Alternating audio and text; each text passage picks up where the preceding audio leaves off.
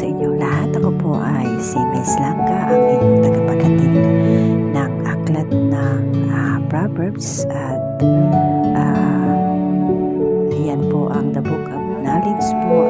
At bago po tayo mag-umpisa ay samahan niyo po ako manalangin. Our Father who art in heaven, hallowed be thy name, thy kingdom come, thy will be done on earth as it is in heaven. Give us this day our daily bread, and forgive us our trespasses as we forgive those who trespass against us. And let us not into temptation, but deliver us from evil. For the thine is the kingdom and the power and the glory forever and ever. Amen. The Proverbs chapter 4, and the one is the Book of Knowledge, at hanggang 27 po ito. At makinig po kayo sa aking babasahin ng aklat ng Proverbs po. Proverbs chapter 4 verse 1. Dinggin ninyo, mga anak ko, ang turo ng Ama, at makinig kayo upang matuto ang kaunawaan. Sapagkat bibigyan ko kayo ng mabuting aral, huwag ninyong bayaan ang aking kautusan, sapagkat ako'y anak sa aking ama, malumanay at bugtong sa paningin ng aking ina. At tinuruan niya ako at nagsabi sa akin, pigilan ng iyong puso ang aking mga salita, ingatan mo ang aking mga utos at mabuhay ka. Magtamo ka ng karunungan, magtamo ka ng kaunawaan, huwag mong kalimutan ni humiwalay man sa mga salita ng aking bibig. Huwag mo siyang pabayaan at ingatan kanya, ibigin mo siya at ingatan kanya. Karunungan ay pinakapangulong bagay, kaya't kunin mo ang karunungan, oo, sa lahat mong kukunin ay kukunin mong unawa.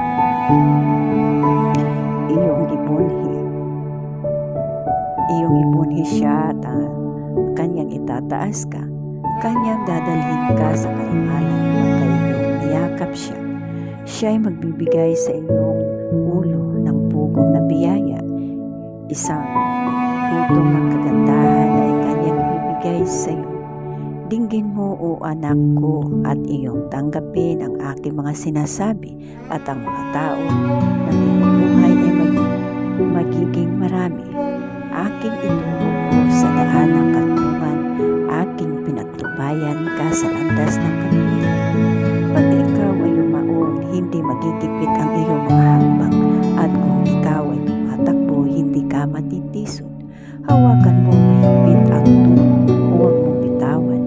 Iyan, iyong ingatan sapagkat siya ay iyong buhay. Huwag kang pumasok sa landas ng masama, at huwag kang lumakad ng lakad ng mga masasamang tao. Ilagan mo, huwag mong daanan, likuan mo at magpatuloy ka, sapagkat hindi sila nangatutulog malibang sila ay nakagawa ng kasamaan, at ang kanilang tulog ay napapawi malibang sila ay makapagpapuwal. Sapagkat sila ay nagsisikain ng tinapay ng kasamaan at nagsisinom ng alak ng karahasan. Ngunit ang landas na matuwid ay parang maliyab na liwanag na sumisilang ng higit sa kasakdal na araw. Ang lakad ng masama ay parang kadiliman, hindi nila nalaman kung ano ang kanilang kinatitisuran. Anak ko, makinig ka sa aking mga salita, ikiling mo ang iyong pakinig sa aking mga sabi.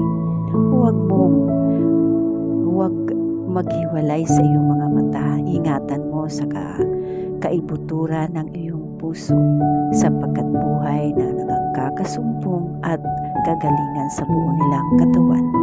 Ingatan mo ang iyong puso ng buong sikap, sapagkat dinadaluyan ng buhay. Iwalay mo sa iyo ang masamang bibig, at ang mga suwain na labi ay ilayo mo sa iyo. Tumingin matuwid ang iyong mga mata, at ang iyong mga talukap mata ay tumingin matuwid sa harap mo. Papanatagin mo ang landas ng iyong mga paa at magtatatag ang lahat ng iyong lakad. Proverbs chapter 4, the last one is Proverbs chapter 4 verse 27, the last one po. Huwag kang lumiko sa kanan o sa kaliwa man, iwalay mo ang iyong paa sa kasamaan. Yan po ang mga isinasaad po ng aklat na po ito, at sana'y po'y naunawaan niyo po ang mga inihahatid ng balita po ng aklat na po ito, at sana'y may natuto po kayo sa mga inihatid ko po. At yun nga ang sinasabi ay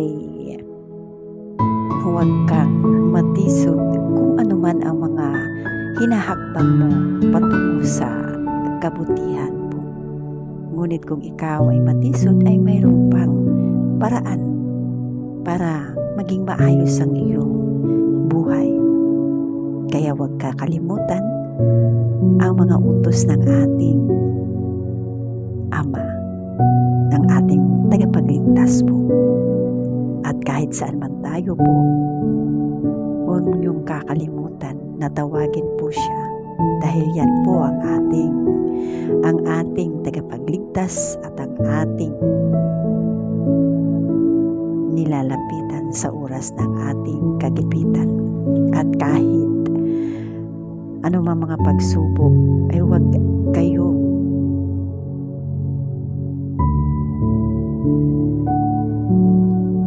po kayong mag-alinlangan, dahil lahat po tayo ay mayroon pong mga panalangin na hindi po natutupad, sapagkat hindi po yan na sinasabi na hindi nadidinig ang ating panganalangin, sapagkat mayroon po siyang hinahanap sa atin. Ngunit